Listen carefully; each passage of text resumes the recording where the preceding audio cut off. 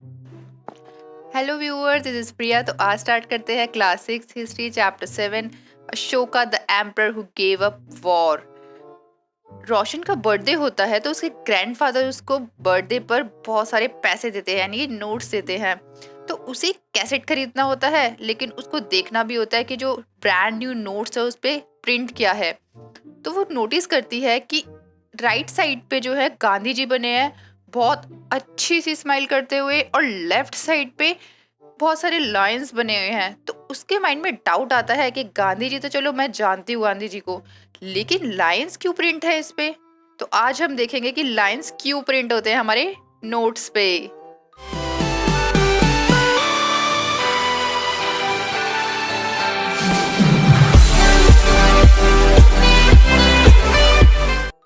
हमारा first topic है a very big kingdom equal to an empire, यानी कि जो बहुत बड़े बड़े किंगडम हुआ करते थे उन्हें बोला जाता था एम्पायर। तो अब जो मैंने आपको स्टोरी बताई थी ना नोट वाली, कि नोट पे या कॉइन पे जो लाइंस होते हैं वो क्यों प्रिंटेड होते हैं, तो ये बहुत पुरानी कहानी है। पहले के टाइम पे क्या होता था कि जो स्टोन्स वगैरह होते थे ना, उनके पिलर्स पे काफी जैसे लॉयन, टाइगर, इस टाइप के एनिमल्स बनाए जाते थे। तो ये जो लायन बनाया गया था सारनाथ में बनाया गया था। इस टाइम पर एक अशोका रूलर होता था, बहुत ग्रेटर रूलर था, यानी कि बहुत ग्रेटेस्ट रूलर था। इसका रूल पूरे आसपास के एरिया में बहुत अच्छे से चलता था। और ये जो अपनी इंस्ट्रक्शंस है ना, वो एक इंस्क्रिप्शन पे लिखवाता था, यानी कि कोई जैसे दीवार हो गई, प्लेन या फिर कोई सरफेस हो गया, उस पर खुदवा के अपनी इंस्ट्रक्शन लिखवाता था कि ये चीजें लिखो जो मैं बोल रहा हूँ। तो उन्हें बोलते हैं हम इंस्क्रिप्शंस। तो देखने से पहले कि इंस्क्रिप्शन पे क्या लिखा है, उससे पहले हम इनके किंगडम के बारे में पढ़ते हैं, जिसको बोला जाता है एम्पायर। अब आपको ये फिगर शो हो रही है लाइन की, तो इसे बोलते हैं द लाइन कैपिटल। अब किस किस ने अपने कॉइन्स पे और नोट्स पे इस फिगर को देखा है, फटाफट से कमेंट सेक्शन में बताओ। और 2300 ईयर पहले की बात है, ध्यान से सुनना। एक राजा हुआ करता था चंद्रगुप्त मौर्य। उसका बेटा हुआ बिंदुसारा, और फिर उसका भी बेटा हुआ अशोका। मतलब पूरी की पूरी डायनेस्टी बन गई, वंश बन गया। बेटे के बाद बेटा, बेटे के बाद बेटा, मतलब लाइन ही लगा दी इन्होंने तो। और जो अशोका था ना, वो अपने आप को बहुत ज्यादा स्ट्रांग मानता था, लेकिन उसे ये नहीं पता था कि उसके जो दादाजी है यानी कि चंद्रगुप्त मौर्य हैं, उनको चाणक्य ने सपोर्ट किया है। और चाणक्य को कौटिल्य भी बोला जाता था, जिन्होंने अपनी अर्थशास्त्र लिखी थी, यानी कि एक बुक लिखी थी जिसका नाम था अर्थशास्त्र। अब आप इस मैप में देख सकते हैं कि जो जो रेड रेड डॉट वाला एरिया है ना, उस पे इंस्क्रिप्शन मिली थी अशोका के। इंस्क्रिप्शन यानी कि उसने खुदवा खुदवा के दीवारों पे लिखवाया था अपनी इंस्ट्रक्शंस की, ये लिखो ये लिखो। और जो सिटीज थी, अशोका की जो सिटीज थी, वो ब्लैक जो आपको मार्क दिख रहा है, वो सारी सिटीज है, इंपॉर्टेंट सिटीज है, जैसे कि पाटलिपुत्रा, तक्षशिला और उज्जैन। अब जो तक्षशिला था ना, वो नॉर्थ वेस्ट साइड में था, तो इसको बोलते हैं कि जो नॉर्थ वेस्ट गेटवे था। नॉर्थ से जब साउथ में जाते थे तब उज्जैन पड़ता था। ये देखो, ये रहा उज्जैन। अब हमें पता चल गया कि जो तीन कैपिटल थे, यानी कि इंपॉर्टेंट कैपिटल इसकी कौन कौन सी थी, पाटलिपुत्रा, उज्जैन और तक्षशिला। अब आपको कोई भी मैप देता है ना और बोलता है जरा तीनों कैपिटल लिख के दिखाओ, तो फटाफट से लिख देना अब। तो अब जो मर्चेंट और ऑफिशियल्स और जो क्राफ्ट पर्सन थे ना, वो तो सिटीज में रहते थे, यानी कि उनके मजे ही मजे थे। लेकिन जो विलेजेस में रहते थे, जैसे कि फार्मर्स और हर्डर्स, वो बेचारे मेहनत ही करते रह जाते थे। अब सेंट्रल इंडिया में जो था, यानी कि सेंट्रल इंडिया ही बीच वाला पार्ट है इंडिया का, यहाँ पर जो थे फॉरेस्ट बहुत ज्यादा था, तो हंटिंग और गैदरिंग भी होती थी इस टाइम पर। अब डिफरेंट डिफरेंट पार्ट में लोग रहते हैं तो डिफरेंट डिफरेंट लैंग्वेज बोलेंगे, उनका फूड भी डिफरेंट होगा, उनके क्लोथ्स भी डिफरेंट होंगे। How are empires different from kingdom. अब एम्पायर किंगडम से कैसे डिफरेंट थे वो देखते हैं हम।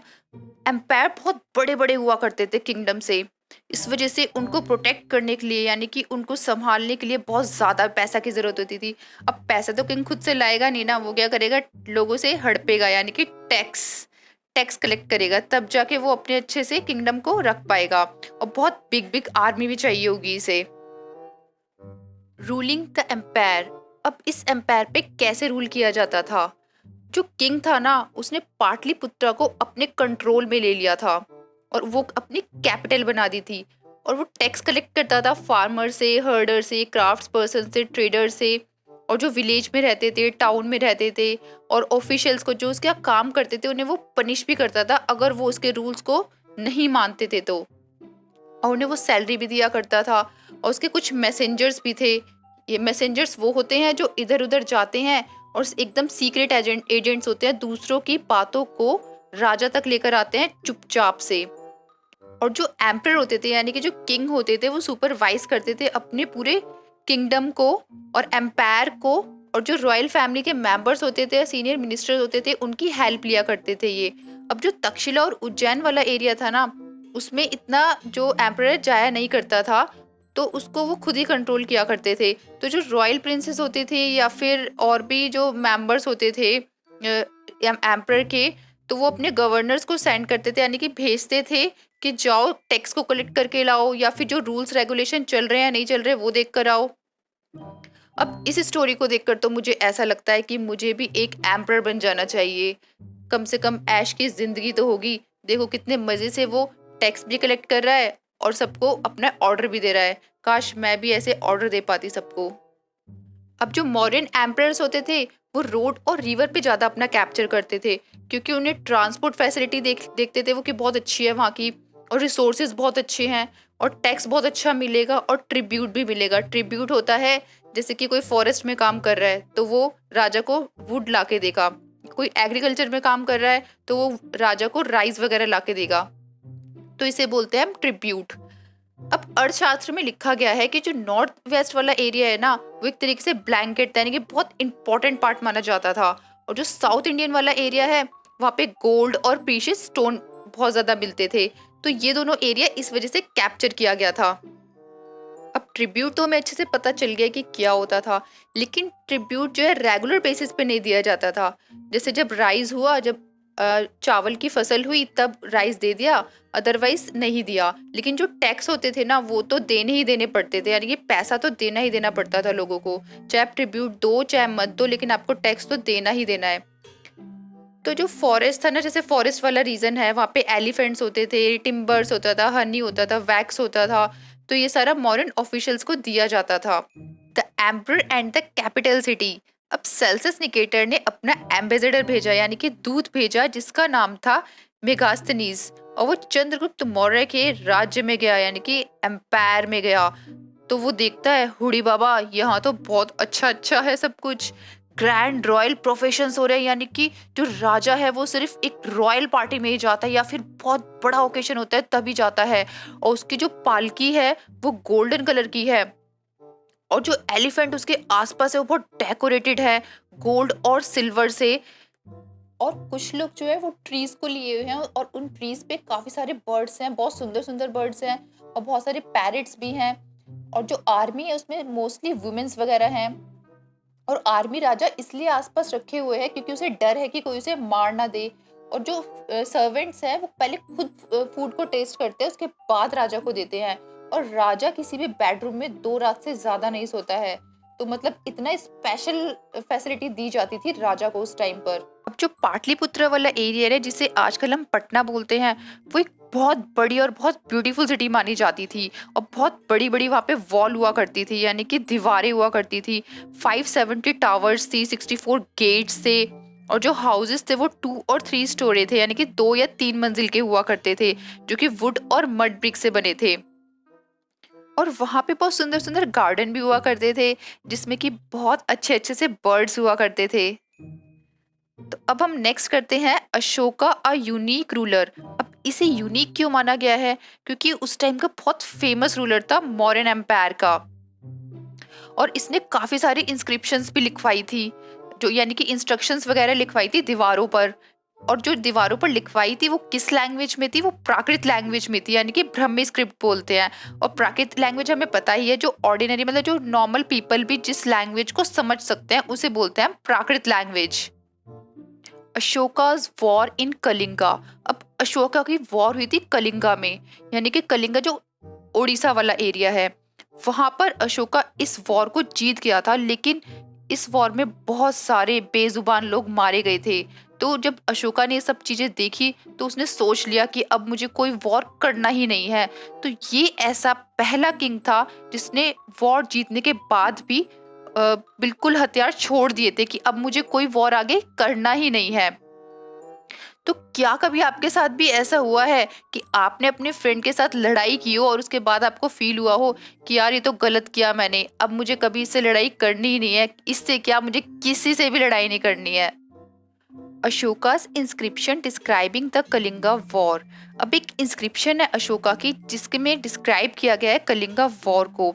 अब 8 ईयर के बाद अशोका ने इस वॉर को जीता था, लेकिन उसे जब देखा कि लाखों पीपल ऐसे ही मर रहे हैं तो उसे बहुत दुख हुआ।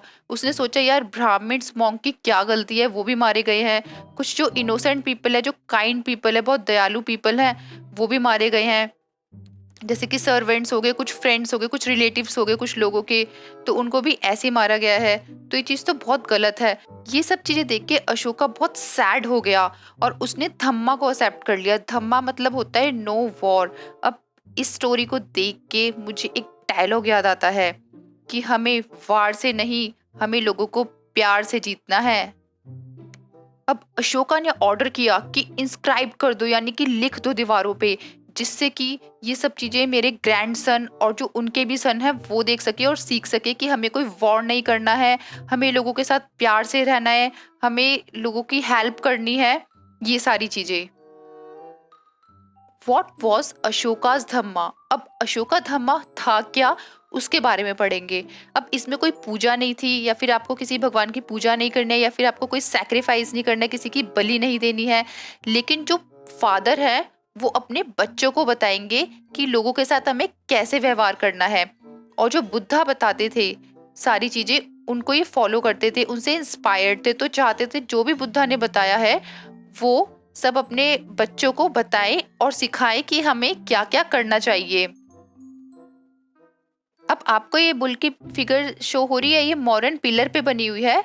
इसको बोलते हैं रामपुरवा बुल, जो कि बिहार में बनाई गई थी, लेकिन अब ये राष्ट्रपति भवन में है। अब जो अशोका ने तो बोला कि भैया सब लोग धम्मा अपनाओ, यानी कि कोई भी सैक्रिफाइस नहीं करेगा, यानी कि कोई बलि नहीं देगा किसी की भी, और जो भगवान की पूजा जिसे करनी है करो, जिसे नहीं करनी मत करो, लेकिन अच्छे कर्म करो। तो अब बहुत सारे लोग थे इसके एम्पायर में, वो आपस में लड़ने लग गए, क्योंकि कोई किसी रिलीजन का था तो कोई किसी रिलीजन का था। फिर इसने सोचा अशोका ने कि क्यों ना एक धम्मा महामता अपॉइंट किया जाए। तो उसने एक ऑफिशियल में से एक पर्सन को बुलाया और बोला कि कुछ लोगों को अपॉइंट करो जो कि हर जगह पे जा जाके धम्मा के बारे में लोगों को बताए। तो ये जो मैसेजेस थे ना, ये काफी जगह पे स्प्रेड हुए, जैसे कि सीरिया, इजिप्ट, ग्रीस और श्रीलंका में भी। अब ये जो अशोका एम्परर था, इसने बहुत सारी रोड बनवाई और बहुत सारे कुएं बनवाए और बहुत सारे हाउसेस भी बनवाए, लोगों को मेडिकल ट्रीटमेंट की फैसिलिटी दी, चाहे वो ह्यूमन हो चाहे वो एनिमल हो। अशोकास मैसेजेस टू हिज सब्जेक्ट। अब अशोका जो है ना, वो क्या मैसेज देना चाहते थे अपने सब्जेक्ट से। वो कहते थे कि जैसे किसी की शादी होती है, या फिर कहीं पे बच्चे का जन्म होता है, या फिर किसी को अपनी जर्नी पे जाना होता है, यात्रा पे जाना होता है, तो वो रिचुअल परफॉर्म करते हैं, यानी कि पूजा वगैरह परफॉर्म करते हैं। लेकिन ये यूजफुल नहीं है इतना, क्योंकि लोगों को इन सब चीज़ों के बजाय अच्छा व्यवहार रखना चाहिए, अपना अच्छा नेचर रखना चाहिए, अपने एल्डर्स की रिस्पेक्ट करनी चाहिए, जो उनके सर्वेंट्स और स्लेव्स होते हैं उनसे अच्छा ट्रीटमेंट करना चाहिए, मतलब कि जो व्यवहार होता है उनसे अच्छे से करना चाहिए, उनको डिस्क्रिमिनेशन भेदभाव नहीं करना चाहिए। और जो क्रिएचर यानी कि जो नेचुरल चीजें दी है भगवान ने, जैसे कि जानवर हो गए, नेचुरल पेड़ पौधे हो गए, उन सबको एक तरीके से सेव करना चाहिए, उनकी रिस्पेक्ट करनी चाहिए, ब्राह्मण्स और मॉन्क को गिफ्ट देना चाहिए, और एक दूसरे के रिलीजन की रिस्पेक्ट करनी चाहिए। ऐसा नहीं है कि उसका कोई और रिलीजन है तो उसके बारे में तुमने उल्टा ऊट पटांग बोल दिया, कुछ भी उल्टा सीधा बोल दिया, ऐसे नहीं करना। उसके भी रिलीजन को उतनी रिस्पेक्ट देनी है जितनी कि खुद के रिलीजन को रिस्पेक्ट दी जाती है। अब जो पंडित जवाहरलाल नेहरू है ना, जो हमारे फर्स्ट प्राइम मिनिस्टर थे, वो भी ये बोलते हैं कि जो अशोका की इंस्क्रिप्शन है, जो हमें मिली है, इंस्ट्रक्शंस मिली है, दिखी है, उससे काफी कुछ सीखने को मिलता है हम लोगों को भी। तो आप देख सकते हैं यहाँ पर ये काफी सारी लैंग्वेज में, जैसे कि देवनागरी में जैसे हिंदी में लिखा हुआ है आ, बंगाली में देखो कैसे लिखते हैं, मलयालम में कैसे लिखते हैं, और तमिल में कैसे, और अर्ली ब्राह्मी में कैसे लिखते थे। एल्सवेयर। अब इसमें बताया गया है कि जब मौर्यन एम्पायर था यानी कि 2400 ईयर पहले ग्रेट वॉल ऑफ चाइना भी बनी थी चाइना में। तो ये ग्रेट वॉल ऑफ चाइना इसलिए बनाई गई थी क्योंकि चाइना की और मंगोलिया की वॉर हुई थी। तो चाइना को थोड़ा डर था कि मंगोलिया उस पे और ज्यादा अटैक ना कर दे, इस वजह से उन्होंने इतनी बड़ी वॉल बनाई जो कि 6400 किलोमीटर लंबी थी। और उसमें बहुत सारे लोग थे यानी कि 1000 पीपल ने उसको मिलके बनाया था। और वहां पे एक वॉच टावर भी है यानी कि आप टावर पे चढ़ के देख भी सकते हैं आसपास के एरिया को। और उसके ऊपर एक सड़क भी बनाई गई है। इस फिगर में आप देख सकते हैं कि कितनी बड़ी वॉल थी। और अगर कभी आपको चांस मिले या मौका मिले तो वेकेशन पे ग्रेट वॉल ऑफ चाइना देखने जरूर जाना। आई होप आपको ये चैप्टर बहुत अच्छे से समझ आया होगा। इनकेस आपको फिर भी कोई डाउट आता है तो आप कमेंट सेक्शन में लिख सकते हैं। Thank you.